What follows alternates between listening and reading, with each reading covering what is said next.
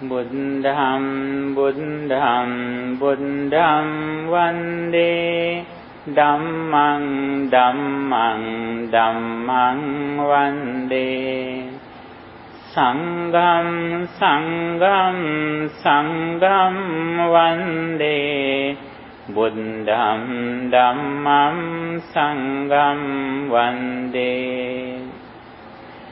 Samanta Cakkavalesu Atra Gaccantu Devata Saddhammang Munirajassa Sunantu Sagga Mokkadam Dhammasavana Kalo Ayam Badanta Dhammasavana Kalo Ayam Badanta Dhammasavana Kalo Ayam Badanta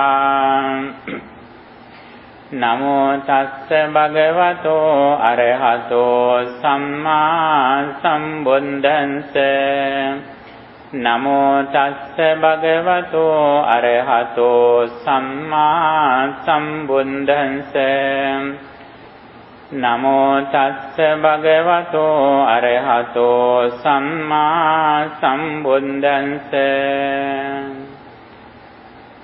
Sattimani bhikkave danani katamani satta Sandha danam sila danam hiri danam ottappiyan danam Sutta danam chāga janam paññā danam imāni ko bhikkave satta danāni. Homage to the exalted one, the worthy one, the perfectly enlightened one. Sadhu, sadhu, sadhu. Dear friends in the Dhamma, today I am going to explain one of the discourses which comes in Anguttara Nikaya. It is named as Sankhittadana Sutta. Dana means in Pali language wealth. As human beings, we always try to earn wealth for our happiness. We mostly collect material wealth. We earn money, we build a house, and we feed our children, we buy some things that we need. These are the things that we do to be happy. According to Buddhism, Buddhism doesn't reject this wealth, but Buddhism has pointed out the highest wealth that we can develop for the real happiness. The wealth that now we are earning is subject to destroy. It is subject to be impermanent. It is subject to go away one day. But the things that we have discussed here that comes in Sankhittadana Sutta, that wealth is not subject to destroy. That is the important thing. Especially we should understand day by day as human beings we wish to increase our happiness. That is the main purpose of everybody. We do everything in the name of happiness. We study, we earn money, we feed our children, we do some activities in the name of happiness. But unfortunately, whatever we do for happiness is subject to worry or lamentation. That is the thing, that is the nature of our activities that we do in our day-to-day life. In this situation, Buddhism explains the real way how we achieve real happiness. Our happiness depends on how far we have purified our mind from negative emotions. That is one of the signs that we can understand whether we are on the path of happiness. What is the first one? That is, what is the first sign that we can guess, that we can understand whether we are on the path of happiness? Purifying our mind from negative emotions, negative thoughts. The another one is how far we are clever to live in the present moment. That is one of the signs that we can understand that we are on the path of happiness, living in the present moment. When we are unhappy, it means our mind lives in the past or future.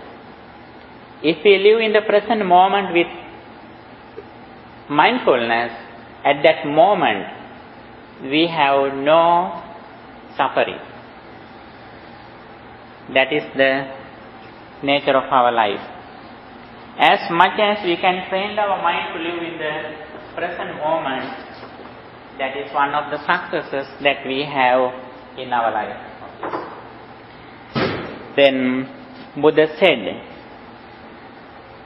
if we can purify our mind, and also if we can train our mind to live in the present moment, and also if we are clever to reflect on impermanence, that is also one of the signs that we can say that we are living with happiness.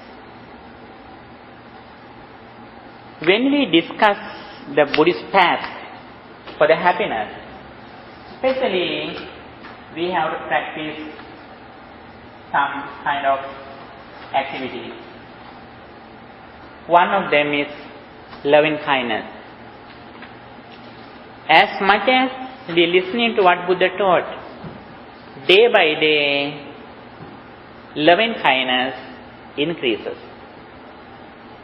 It means we are overcoming suffering.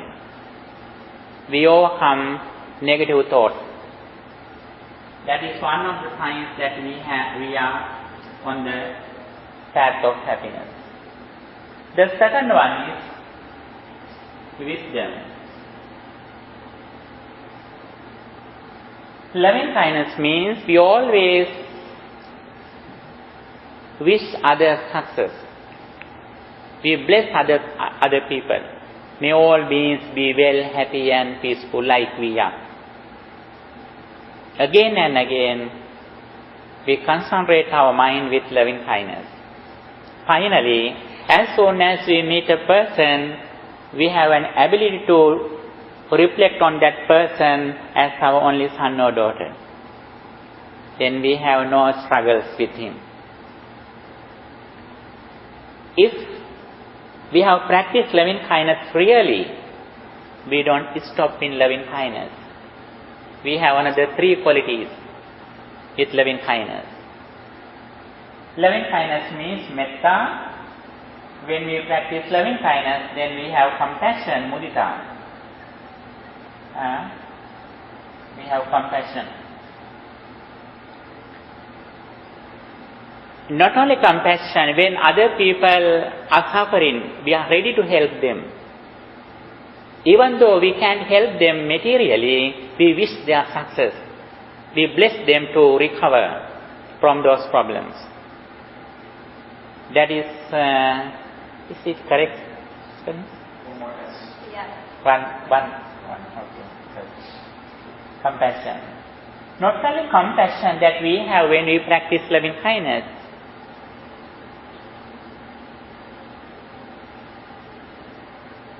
sympathetic joy, mudita.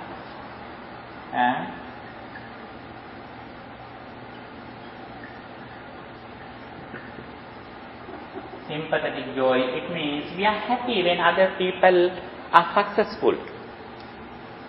We are not jealous. We have no jealousy. We consider other success as our success. When somebody is successful, we are happy like our children are successful. That is the nature of practicing loving kindness. On the other side, we have equanimity, upekha.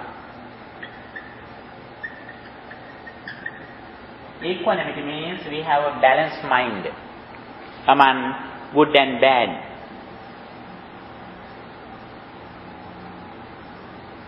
We have a balanced mind. We are in the middle. We don't go to the extremes, happy or unhappy.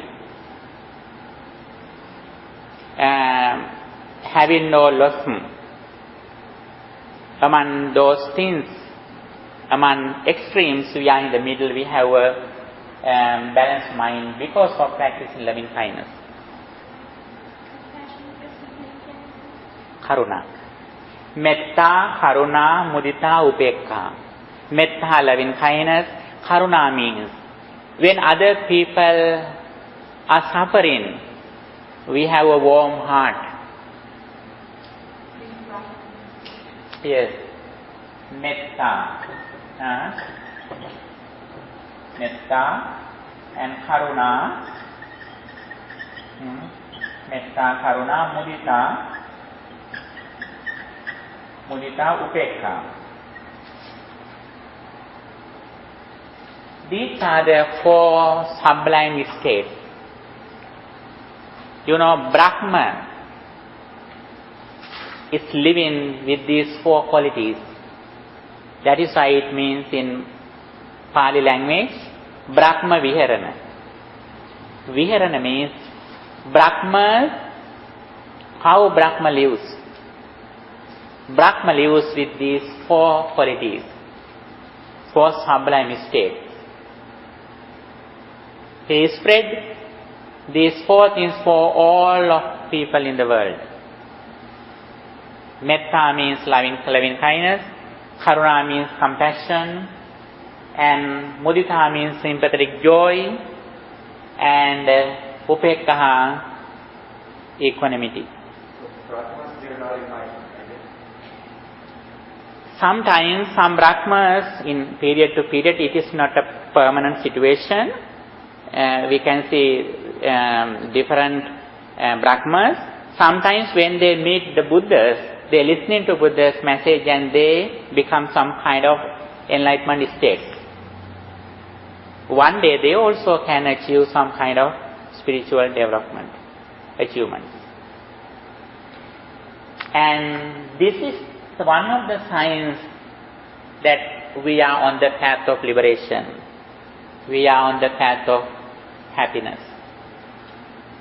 As much as we listen to what Buddha taught, our loving kindness should be increased gradually. Buddha said, the discourse of metta, Karaniya Metta Sutta, he who wishes to achieve enlightenment or happiness should have to practice loving kindness. He who doesn't practice loving kindness, it means he is not on the path of happiness. That is the first step that we start our spiritual journey, by practicing loving kindness. If you don't practice loving kindness, it means we don't start the path of liberation yet. On the other side, we have to increase our wisdom or intelligence little by little when we are listening to what Buddha explained. What is the meaning of wisdom?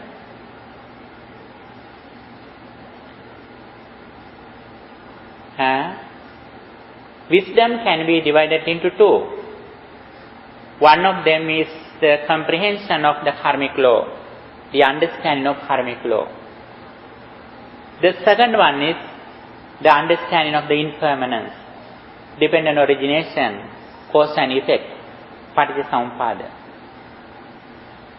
As much as we listen to Buddha's message, we know very well whatever we do with intention, we will have the same results according to our mental condition. If our mind is pure, then the results are correct, pure, blissful. If our mind is polluted, then results also same. We will have the bad results, negative results. If we have this understanding, as much as we can, we try to purify our mind from negative thoughts, such as desire, anger, delusion. That is the first step of wisdom. What is the second step of wisdom? Understanding of the dependent origination. It means whatever we experience in this moment, that experience arises at the moment according to conditions. When our eyes open, then we have some kind of experience. That experience doesn't come to the present from the past. That experience doesn't go to future from the present. That arises and ceases at the moment. This is the understanding of the dependent origination which comes in wisdom. These are the things that we should develop day by day. If we are clever, if we are really on the path of liberation that Buddha has explained. Here, the discourse now we are going to explain Sankhittadana Sutta. Sankhitta means in short. Buddha explains in short what are the wealth. There are 7 wealth that Buddha has explained in this discourse in Anguttara Nikaya. Sattimani bhikkhave dhanani. There are 7 wealth. Katamani satta, what they are? Saddha dhanam. Confidence or devotion or faith in the triple gem is one of the wealth. Confidence, saddha in Buddha, Dhamma and Sangha. If you have confidence in Buddha's enlightenment, then our mind is so pure and calm. And also, if we have some kind of idea about the Buddha's noble disciples, when we think about them, our mind is so calm and quiet. We mostly think about our friends that we can meet in our day-to-day life. When we think about them, sometimes we may be happy, but sometimes we are not happy because of their bad qualities and misbehavior. Sometimes we are unhappy. But when we think about Buddha, Dhamma and Sangha, we are never unhappy. Always we are happy when they think about their noble qualities. They never come back. They go up day by day with more qualities. That is why we are happy. When we have a good friend who is very honest and a lot of qualities, when we think about them, we are so happy because of their qualities. When someday, if we think that they are not honest, if we think they have misbehavior, what happens to us? Then we are unhappy and we are disappointed because of their misbehavior. That is the nature of the friends that we already associate. But these spiritual friends, Buddha, Dhamma and Sangha, they never come back. Their qualities is permanent. They are established with more qualities, spiritual development. That is why as much as we think about them, our mind is so pure and calm. We are so pleasant. We are inspired with their qualities. That is why we should understand their qualities even though they passed away. If we are clever to associate with them, actually they are not dead. They are still living with us if we think about them. For example, when you think about a person who passed away, when you think about that person, actually that person is not dead. Why is that? Yes, we think about his behavior when he was living, what he did. We think we are with his activities. Then that person is alive. Be sure, if you think somebody, although he has passed away, actually he is not passed away. Still he is living. If you forget somebody, if you don't remember somebody, that's meaning at that time that person is dead. Whenever you think somebody, at that moment that person is not dead, even though he has passed away. He is alive still. When we think somebody. For example, there may be some persons, some friends who studied with you in your young age in the schools. If you don't think about that person, actually that person is like a dead person. But whenever you think that person, again those activities come to your remembrance. Then that person is alive. He is living. Then the triple gem also like that. Whenever we think about Buddha's enlightenment, his Dhamma doctrines and also his noble disciples, then actually they are not dead. They are alive, and also we can associate with them like who are living. This is one of the qualities of wealth that we can earn to be happy. Wealth means that which brings you happiness. For example, when you think about your children, your vehicles, your house, your mom, your properties, your gems, your jewelries, then you are happy. Why you are happy? You think that they bring you happiness. That is why you are happy. These things also like that. When we think about Buddha, Dhamma and Sangha, then our mind is so happy. Confidence or Saddha in the triple gems is held. That is the first one. The second one, Saddhadanam Siladanam. Sila means virtue, discipline in our speech and behavior.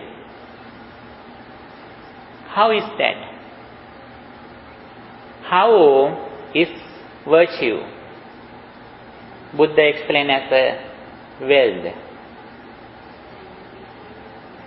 If we have good discipline in our speech and behavior, we have no mistakes. Nobody can criticize us because of our good behavior.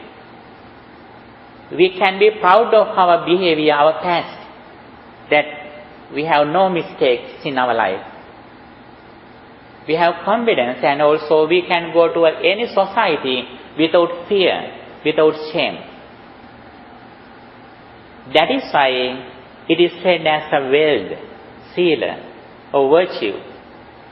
On the other side, if we have good discipline in our speech and behavior, it is very useful to develop our mind for our inner peace, for our mental culture. If we can train our mind, if we can control our mind, it means we have no discipline in our speech and behavior. That is why Buddha explained at the very beginning on the path of liberation, we should have good discipline in our speech and behavior. Sile patittaya narosapanyo.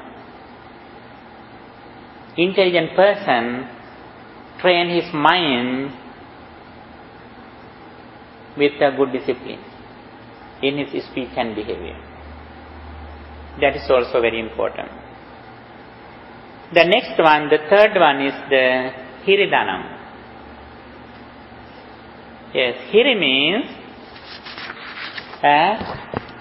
Here means shame of committing sin.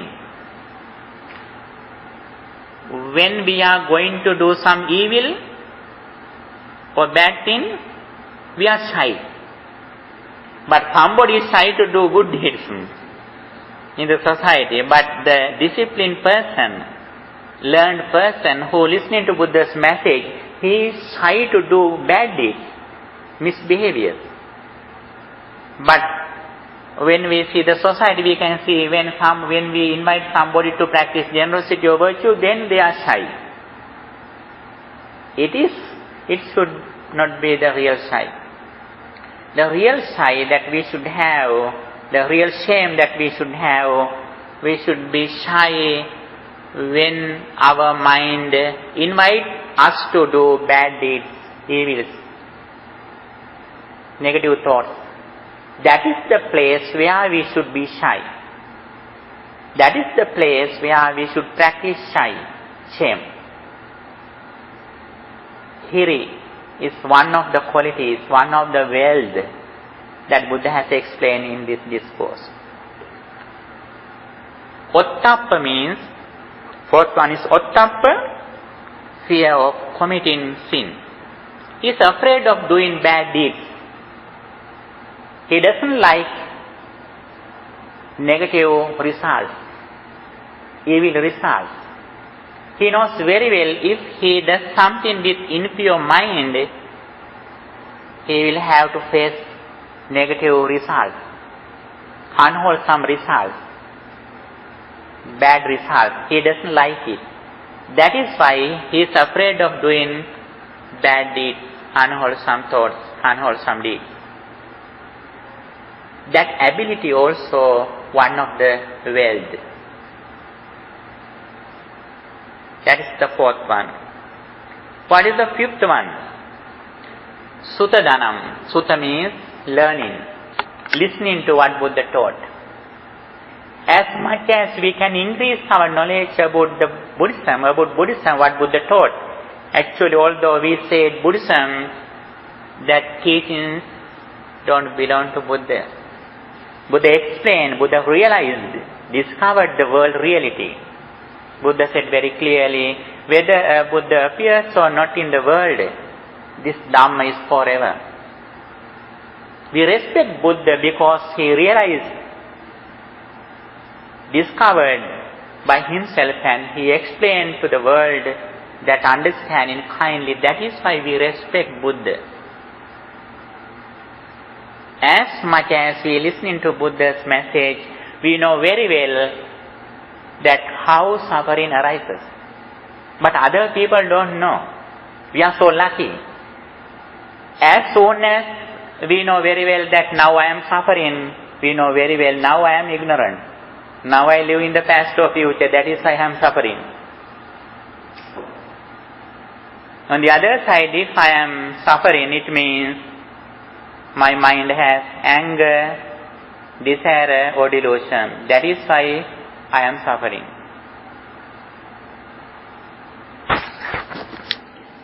We are discussing the wealth that Buddha explained in the Sankhittadana Sutta. The first one is Saddha, the second one is Sila or virtue, the third one Hiri. Hiri means shame of committing sin, and Ottappa, fear in committing sin, and fifth one, Suttadanam. Sutta means learning Dhamma. When we learn Dhamma, we understand the karmic law. We understand the dependent origination. We understand the Four Noble Truths. Then if somebody is suffering, we know very well at that moment that person has defilements, negative thoughts in his mind. That is why he is suffering.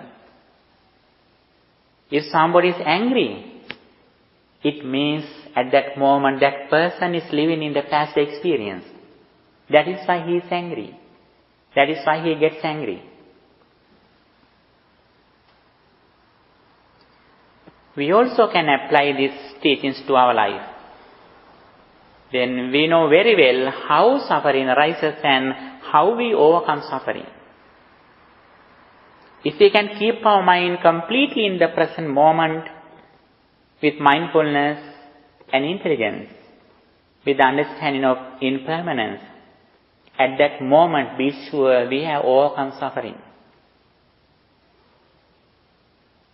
If we are clever to reflect on present moment and impermanence, be sure at that moment we have no any attachment, we have no any anger. At that moment we have overcome suffering because of mindfulness and wisdom. That is the benefit that we have by listening to what Buddha taught. As much as we can develop our understanding, comprehension about our life, what happens to my body and mind, then we are clever to overcome suffering. Sutta Danam, that's also a wealth. Chaga Danam. Chaga means generosity, offering something to others, giving up something.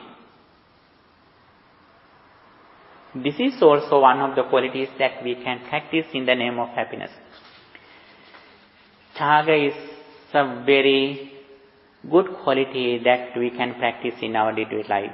First, at the very beginning, we are generous to offer something to our parents, our children, our close relatives and friends. Little by little we develop it to other people too. Our neighbors and other people, and also finally we are ready to offer something to others who are our enemies too.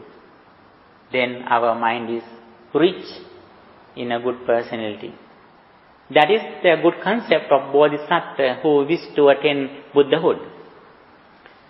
Buddhas, when they practice good qualities, paramitas, perceptions, and they practice generosity not only for their relatives and friends, they practice generosity among their enemies. At that moment, our mind is very strong. If we are ready to help somebody who has disturbed us, it means we are so healthy mentally. Little by little, we develop our mental health. If we are happy, if we have no defilements, it means we are healthy. Even though we are unhealthy physically, we are healthy mentally. If sometimes we are unhappy, we are suffering, it means at that moment we are not healthy mentally. If we are healthy mentally, we have no suffering. How we check our health? If we have no anger, no greed, no jealousy, no delusion, no craving, no big attachment, those are the signs that we can recommend that we are healthy mentally. All Buddhist doctrines focus on recovery from illnesses, mental illnesses. If we are happy, it means we are healthy mentally, even though sometimes we may be unhealthy physically.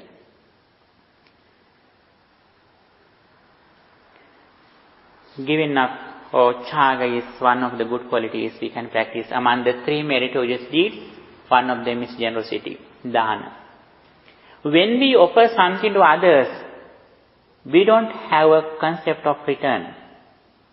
We don't we don't need anything from them when we offer something to others. We offer something to their happiness, their needs. We don't need any return from them. Even though we don't hope a return from them, we will receive some return from anywhere. Not only from that way, anywhere, from anywhere it can be come back. That is the nature of the karmic law. Panya means, the seventh one is Panya. Panya means wisdom. Wisdom also one of the words that we practice in our day-to-day life. Again, we discuss Panya. Panya means wisdom, the knowledge of the karmic law and the knowledge of dependent origination. Buddha said, Panya naranang ratanang. Wisdom is the highest wealth of men. Ratana means gem. Wisdom is the very valuable gem of a man. Panyaya parisuddhati. Wisdom purifies our mind. Apadana sobini panya. Wisdom decorates our life. As much as we can develop wisdom, it means we are healthy. We have no suffering. If we can keep our mind completely in wisdom with the knowledge of impermanence, then we have no any negative emotions at that moment. We have no desire, no anger, no delusion. That is the main purpose of understanding or learning Buddhism. Day by day we should go forward with happiness. That is the main purpose of learning Buddhism. Day by day we are going to old age, we are going to sicknesses, we are subject to die. That is the nature of our life, whether we like or not, whether we believe or not. If we can live on this path that Buddha explained, then while we are going to die day by day, we are reaching the highest liberation, highest happiness. We are achieving real happiness. The reason is we completely trust in our mind. Now we trust in the outside material things.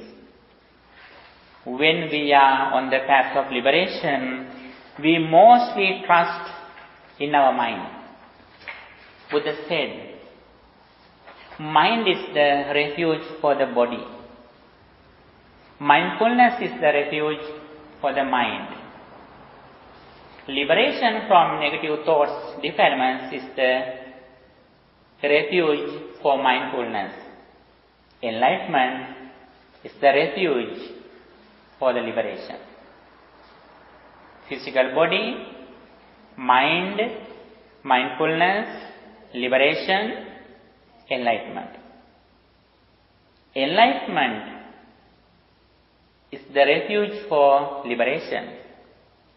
Liberation is the refuge for the mindfulness. Mindfulness is the refuge for mind. Mind is the refuge for physical body. If we can live in the understanding of the dependent origination or impermanence, at that moment we have overcome suffering. That is why Buddha said, although there are a lot of doctrines in Buddhist teachings, finally we have to practice only two. What they are? Wisdom and concentration.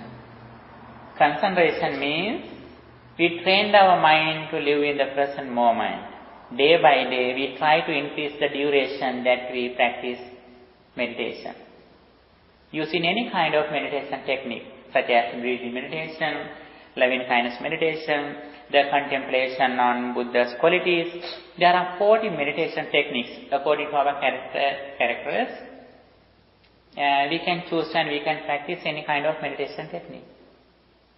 Then day by day, as an intelligent person, we should try to increase the time that we practice meditation. Not only sit in meditation, but when we drive, when we cook, When we eat, when we work, when we walk, any time, if we can live with mindfulness, it means we are in a meditation. Day by day, we are going on this path. Gradually, we develop our silence. We are in silence. Now, we are happy when other people are talking with us. When we understand the spiritual path, then we are happy when other people neglect us. When other people don't care us, we are so happy. Now we are happy when they talk us with a lot.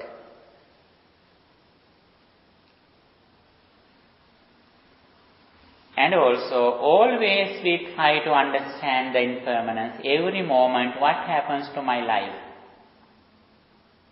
Whatever that I do, whatever I have experienced, that means the five aggregates arise and ceases. Rupa, Vedana, Sanya, Sankhara, Vijnana. Rupa means the forms, Vedana, feelings, and perception, Sankhara, mental formations, and Vijnana, consciousness. These five things are together.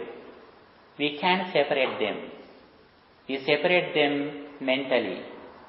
Physically, we can separate them. As much as if we experience something through our senses, it means five aggregates arise at the moment. Immediately, without remaining anything, it ceases at the moment. But because of our ignorance, we are not ready to accept this. We have something after experience. That is why suffering arises. When somebody blames us, then again when we meet that person, we get angry. What is the reason? We have remained something. That person may be forgotten that reason, that incident, but still we are living at that incident. That is why suffering arises. Buddhism always encourages us to develop our mindfulness. When we develop our mindfulness, our memory grows up. We don't go away from our memory. Memory is a good quality. We should have an ability to remember anything in our life, not only this life. When we practice mindfulness to the maximum level, we can remember not only experience in this life, we can remember all experience in our samsaric journey as much as we can develop our mindfulness. That is one of the qualities that we should develop. Memory, sati chaitasika. The thought of sati, memory. Memory is one of the qualities of the mind. It is a good quality. What is the fault? Fault is ignorance. When we think something as our past experience, because of ignorance, our mind goes to past and our mind lives in the past. That is the cause of suffering. That is the fault. That should be reduced. That should be overcome. We can remember anything, our childhood, our parents, our country, our school, our university, we can remember anything, it doesn't matter. But as soon as we remember something, we should have an ability to understand, now I read my mind, I am here. Now I focus my mind to past, but I am here, now I read my mind. That is not the real situation. That is only reading my mind. If we have that attention in the present moment with mindfulness, we can remember anything without fear, without anger, without delusion, without defilements, without failure. At that moment, we are rich in merit. At that moment, we are rich in wholesome. That should be developed by a person who has listened to Buddha's message. Then Buddhism has explained here, there are 7 qualities, there are 7 wealth that we should increase day by day as intelligent persons. One of them is, what is the first wealth that we should practice? Saddha. Saddha means confidence in Buddha's enlightenment, his teachings, and also his noble disciples. As much as we understand Buddha's message, we are confident in Buddha's enlightenment. Although there are a lot of psychologists, counselors, scientists, and religious teachers, among them, Buddha is different. What is the difference in Buddhism? All other people in the world, they say, before we were born in the world, there was a world. After we die, the world remains. All teachings can be seen in this foundation. Buddhism also has explained this thing as conventional truth. But when Buddhism goes to ultimate truth, when our eyes arise, the world has arisen. When our ear arises, the world arises. The world arises at the moment, every moment. And it arises and ceases at every moment. According to ultimate truth in Buddhism, before we were born, there wasn't a world. After we experience, the world doesn't remain. That is the identity of Buddhism. Nowhere we can see this reality, this teaching. If we are in this knowledge, if we are in this comprehension, if we die at that moment, we are not ready to come back. Our death and our enlightenment are in the same time. Again and again, we have to develop this concept, these teachings. If these qualities are in front of us than other needs in our agenda, always we should put these qualities, these wealth, in the maximum level, in the upper level. Now, we have a lot of needs and Sometimes we can say our parents, our children, our job, our body, our beauty. These are our needs.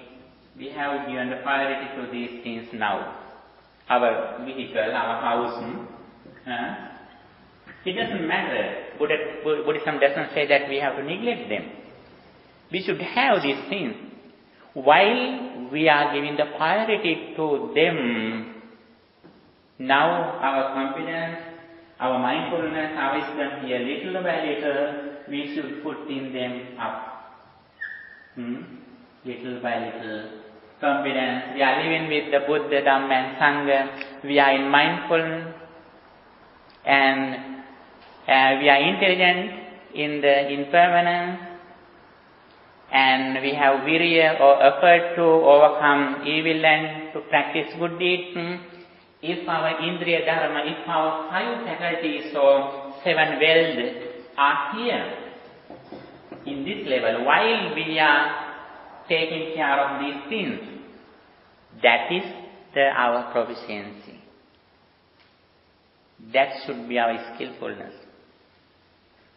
If we can give the priority to them than these things, it means we are happier. It means we are ready to go to a blissful life. And also, not only going back to blissful life, but we are ready to not to come back. Why we were born in this world, in this time? We were born in this time not to be reborn. Be sure. For that, we have to reflect on these qualities again and again. We should give the priority to them. That is our success. It means not only hereafter, in this short life, we can be happy. We have no suffering. If we can live with confidence in the triple gem, with mindfulness, wisdom, concentration, then we are in a spiritual life. While we are fulfilling our duties in our day-to-day life, physically we have some connections with other people as our duties, but mentally we are rich in spiritual faculties. We may go to a party. We can go to a party. We can enjoy with others. They may think that you are enjoying with them.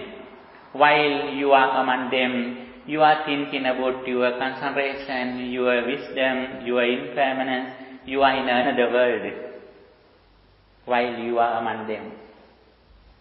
When you drive, other people can see you are a normal person, common person, but you are meditating while you are driving. When you cook in the kitchen, somebody can say that you are a person who is cooking, but while you are preparing something to eat, you are meditating. You are reflecting on Buddha's qualities. You are reflecting on Dhamma's qualities. You are reflecting on impermanence. You are practicing loving kindness. Then you don't feel physical illnesses at that moment. Sometimes Buddha has explained when some disciples were suffering with some illnesses, when they reflect on highest qualities, such as dasasanya, some kind of wholesome emotions, when we think the suffering, we can't feel the physical suffering, because our contemplation is in other way. For example, when you are suffering with a headache, if you think your children's win, your children's success, then you don't feel your suffering in your body. When you think about these spiritual things, then be sure you have no any kind of suffering physically. The result, Buddha said, the result of practicing Dhamma is not only hereafter. Sanditiko, immediately effective, akaliko, visible result. The other religious people have explained their result of practicing their doctrines hereafter, next birth. But the special thing in Buddhism, the results can be seen in this short life itself. That's the difference in Buddhism. As much as we are clever to practice these teachings, we can see the results in this life, while we are fulfilling our other duties and responsibilities in our day-to-day life. That is the great benefit that we have by learning, reflecting and practicing this message. Have any question you can ask? Just one comment. It has helped me, so maybe helping you guys too. I was studying the science behind mindfulness. Scientists brought 8 monks, Buddhist monks, to the lab, and they were running studies and scanning their brains while they were meditating. And they discovered that I think the issue that we have is when we think about a past experience, if it was a bad experience, we feel bad. So it's the feeling. So they discovered with the monks, while they're meditating, the frontal lobe, which is in this part of our brain, it increases activity, And feelings that we feel is neural networks. So if you think something bad, those neurons, they're activated and then send signal to our body to feel bad. But the monks, when they start meditating, when you practice this every day, those neurons, those networks, they start breaking apart, and then you start creating new connections, like loving kindness or mindfulness. So what you're training your brain to do is, when you meditate, you discover that you're breaking the neural networks of bad feelings. So when you think something in the past, those networks, they're not there. You can remember, but it's not sending signal to your body. And then your mind is now thinking something else. You can think things in the past or future, but you're not actually physically feeling anything. So I think that helps, at least helped me a lot, because you can see that there's actually things going on in your body. And actually they thought, you can see the CAT scan, and they said they have never seen a brain like the monk's brain, because it's so light up, like a lot of activity. The normal people, they can't reach, but the monks is like, the frontal lobe, which is the commander of our brain, is like lighting up like a Christmas tree. And they say it was like activity like not seen before. Yes, there are a lot of experiments we can see in the current society using their new instruments and devices. But especially thing in Buddhism, actually most of them didn't reach the real concept in Buddhism. But although the first level that we can do in meditation, not to do evil, not to get angry, that is the first level. And overcoming unwholesome deeds, unwholesome emotions. The second one, practicing wholesome deeds, wholesome emotions. As you mentioned, their experiments depend on this situation. But the interesting thing in Buddhism doesn't stop in this level, because both of them are in the circle of samsara. Still we are in the samsara. If we think that as the experience, for example, when you have practiced generosity, if you have given something to others, when you think about that generosity, you can be happy. When you practice loving kindness for others, then you may think there are some people outside.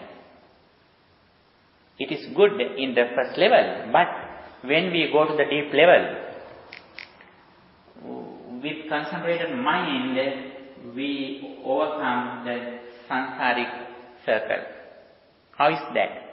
With concentrated mind, as soon as we remember something, we understand the nature of our mind inside.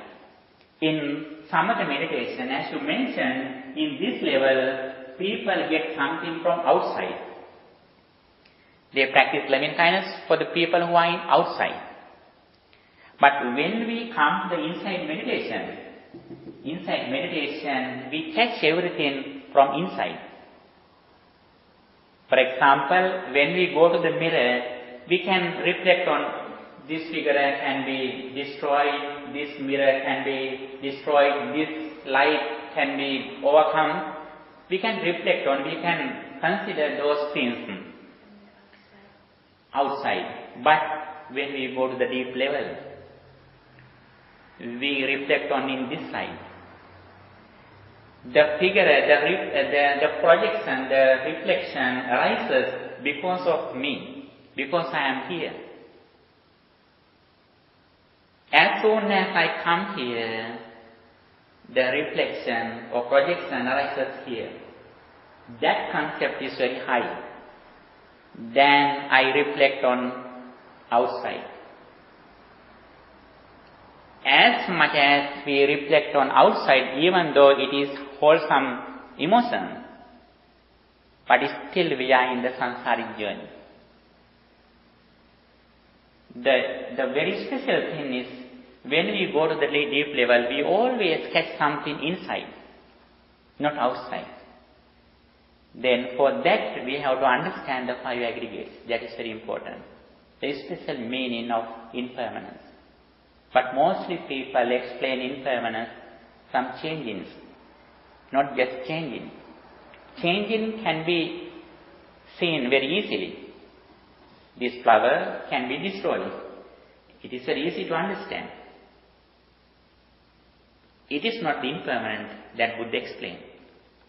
What is the impermanence that would explain? When I see this flower, this experience arises this moment.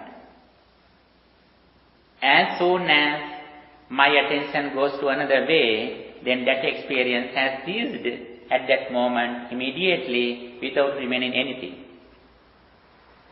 Then we are clever to understand impermanence before that flower destroys.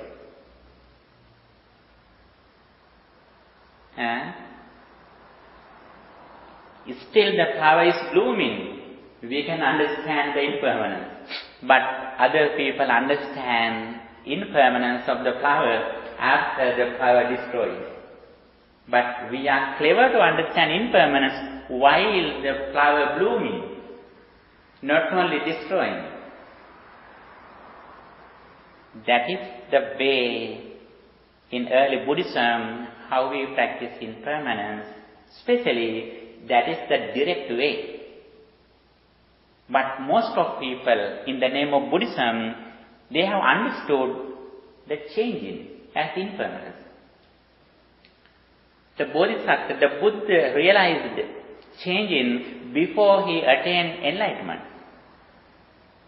It is very easy to understand, but the highest thing in Buddhism is understanding of impermanence. There we should be knowledgeable, and also we should be intelligent, and also we should listen to Buddha's real message. Then we are so clever. Keeping our mind with loving kindness or compassion for a long time, it is not difficult. If we train our mind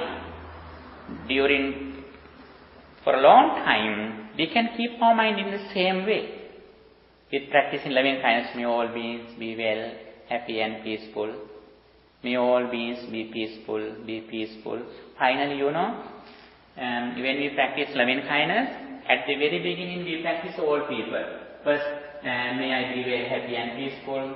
When we practice 4 directions, and up and down 6 directions, and the human beings, other beings, the visible beings, invisible beings, invisible beings, we reflect on all people separately. When we go to the higher level in practicing loving kindness, we bring all people in the same state. We bring all people in the same state. May all beings be well and happy. They are not only human beings, but we can see elephants, giraffes, all people are here, ants, mouse, all people are in the state. We reflect on all people, be well, happy and peaceful. Finally, again we have one step. We are going to highest level. We choose only one person in the same gender who is living still. Like your mom, your sister, same gender, living person.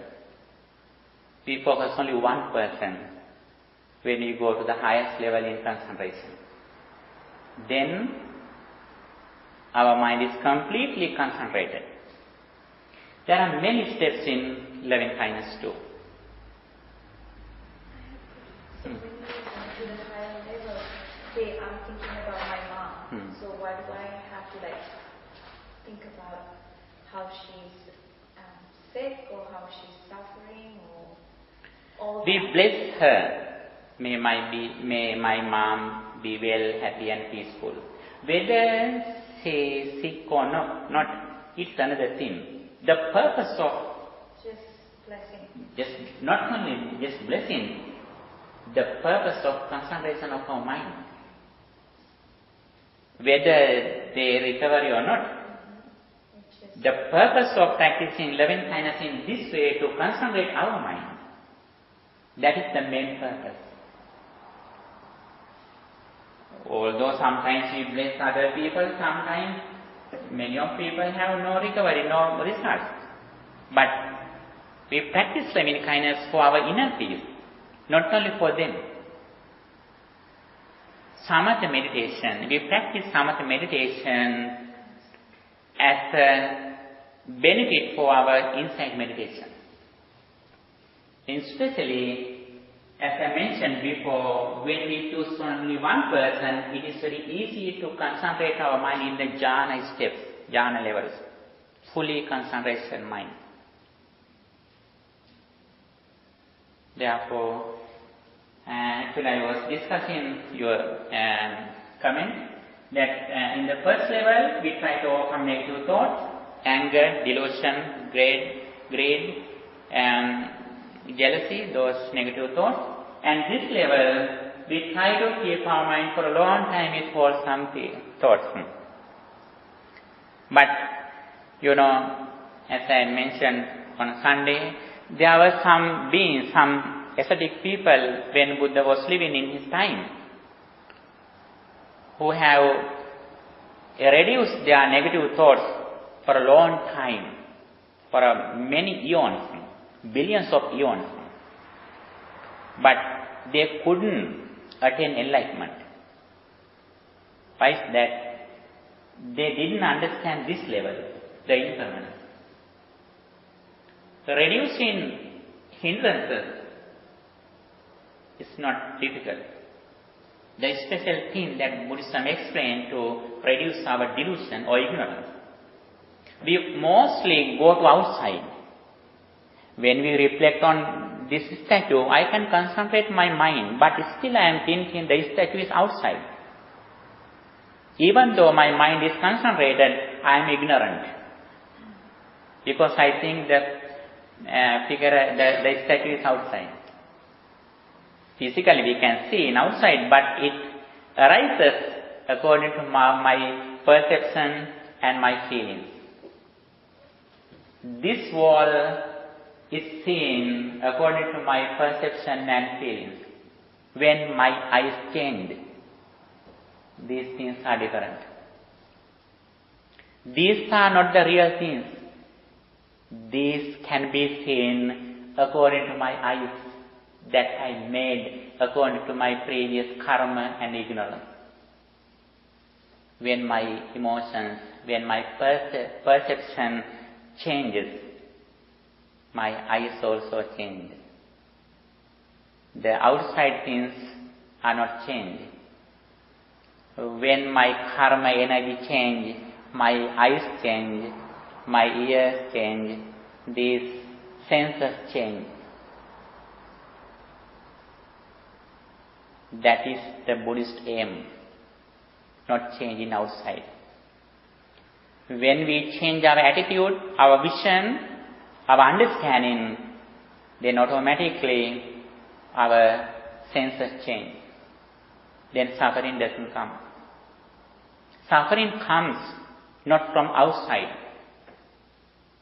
Suffering enters to our life because of our ability of senses. If my eyes are very active to understand the reality, for example, my mom maybe died at the moment. As soon as I am strong with wisdom, then I can see my mother's dead. But suffering doesn't come to me. Suffering doesn't come outside. It arises according to my eyes. If my eyes can be strong, then suffering doesn't come. Suffering doesn't arise here. Then all Buddhist doctrines focus on developing our senses. If we want to develop our senses, we have to develop our intelligence, our wisdom. If we are clever to develop our wisdom, then our senses are very rich. Nobody can disturb our peace of mind. Nobody can bring are suffering. For me, in the beginning I got confused. I didn't understand the difference. For me, mindfulness and impermanence was very similar. So I had a hard time to understand. Maybe other people do too, I don't know. But it was very hard for me to understand. I only understood impermanence after really understanding the 5 aggregates. Because after that, I can see what it is because of the 5 aggregates. Actually, a lot of educators, psychiatrists and counselors discuss mindfulness in the present society. But their mindfulness is not right mindfulness. Buddhism explains right understanding, right intention, right speech, right mindfulness, right concentration. Right mindfulness always depend on right vision. Before we concentrate our mind, before we practice mindfulness, we know very well the process of arising and ceasing, the impermanence. With that understanding, we are aware of our mind and body. We don't stop in the present moment. We don't stop in mindfulness. Why we are aware of? Why we are mindful? We are mindful to reflect on impermanence. We don't stop in mindfulness. That is the Buddhist purpose of practicing mindfulness. Then they think that if they can keep their mind for a long time in the present moment, they are successful. But Buddhism doesn't say it. Even though we can keep our mind in mindfulness 6 days continuously, Buddhism doesn't say that person is clever. That is the success. What is the success of Buddhist mindfulness? Yes, as much as our mind is concentrated, we reflect on arising and ceasing of experience. That is the purpose of practicing Buddhist mindfulness. And also, mindfulness, concentration and wisdom are very close phenomena. Mindfulness means the awareness of our mind and body. Concentration means the ability to keep our mind for a long time in the present moment with a particular wholesome object. Wisdom means concentrated mind, we reflect on impermanence, arising and ceasing of our all experience. We can reflect on our eye, it is impermanent, it arises and ceases when root forms are here. My ear is impermanent, my ear arises when sound arises. Then all things we reflect on like that. Then gradually our intelligence increases.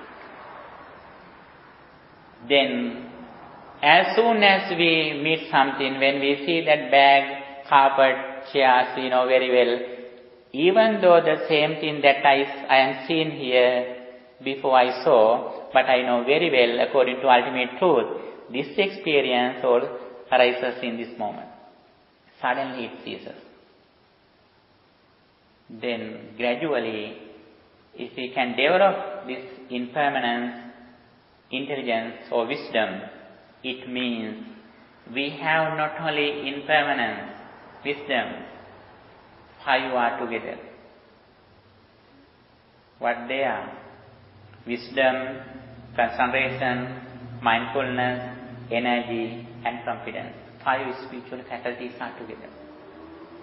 Although there are many doctrines in Buddhism, finally we have to practice only wisdom. According to Buddha explained, in the correct way, if we are clever to keep our mind in the highest level in impermanence, sin, dependent origination, then other all qualities follow it. We should not be hurried to practice other things. If we are clearly in the correct way. Okay, this is the Buddhist mindfulness. It is not just only living in the present moment. You know, in babies, some animals, some people who are in the lunatic asylum, they also live in the present moment. They don't think their past or future, but they are not mindful, according to Buddhism. There are some people who have some, brain death, coma, and very little children, as soon as they were born, they are also in the present moment, but they are not in mindfulness. Mindfulness depends on right understanding. Okay? And now we are going to end our weekly Dhamma discussion. Today we discuss Sankhittadana Sutta. Dana means wealth. Sankhitta means in short. There are 7 wealth which can be seen here in short in Sankhittadana Sutta, which comes in Anguttara Nikaya. We discuss here 7 wealth that we can develop in our day-to-day life. Competence in the triple gem, virtue, discipline in our speech and behavior, hiri, shame of committing sin or evil, ottappa, fear of committing sin or evil, sutta, sutta means learning the Dhamma, and chaga, offering, generosity or giving up, practicing dana, practicing generosity, panya, wisdom. If we can give the priority to them in our life, that is our success. In our day-to-day life, if we can reflect on these things more time during the day, it means we are happier. While we are doing other things, it doesn't mean that we should not do other things. We do other things than we did before. We do all things better than we did before when we practice these qualities in our life, giving the priority in the upper level. It means day by day we develop our happiness. Nobody can disturb our peace of mind. Some people, when they change forms, sounds, taste, they can change our peace of mind. If somebody can change your peace of mind, it means you are dependent on outside. When we are going on this path, then we try to strengthen our mind. We try to develop our mind. Then we have self-freedom. We don't depend on outside. We depend on our mind. We depend on our mindfulness. We depend on our understanding, impermanence. Then we have real freedom, real liberation. We can never receive liberation from outside. We should generate freedom inside with mindfulness and wisdom. That is the Buddhist way how we achieve real happiness. Thank you for your coming. Today we discuss Sankhittadana Sutta. We discuss 7 wealth in short in our life, how we achieve real happiness. Thank you for your coming and good attention. Now we are going to transfer these merits to our beloved departed relatives. May our departed relatives receive these merits and may they enhance their spiritual energy. May they attain final bliss of liberation. With that intention, let's transfer these merits to our beloved departed relatives too. Idam me jnatinam hotu sukhita hontu jnatayo. Idam me jnatinam hotu sukhita hontu jnatayo. Idam me jnatinam hotu sukhita hontu jnatayo. By the power of all these merits, may guardian deities and angels also receive these merits, and may they enhance their divine energy, and may they keep their eye on you too. May they also attain final bliss of liberation. With that intention, let's transfer these merits, guardian deities and angels too. ආකාසට්ඨා ච බුම්මට්ඨා දේවා නාග මහිද්దికා පුඤ්ඤන්තං අනුමෝදිत्वा චිරං රක්ඛන්තු ශාසනං ආකාසට්ඨා ච බුම්මට්ඨා දේවා නාග මහිද්దికා පුඤ්ඤන්තං අනුමෝදිत्वा චිරං රක්ඛන්තු දේශනං ආකාසට්ඨා ච බුම්මට්ඨා දේවා නාග මහිද්దికා පුඤ්ඤන්තං අනුමෝදිत्वा චිරං රක්ඛන්තු මං පරං. By the power of all these merits, may you be well, happy and peaceful. May no harm come to you. May no problems come to you. May no difficulties come to you. May your all wishes meet with success. May all of you attain final bliss of liberation. Sadhu, sadhu, sadhu. Dukkham pantaha niddukkham bhayam pantaha nibbhayam sokam pantaha nissokam anto sambe pipanino. May the triple gem bless you. Sadhu, sadhu, sadhu.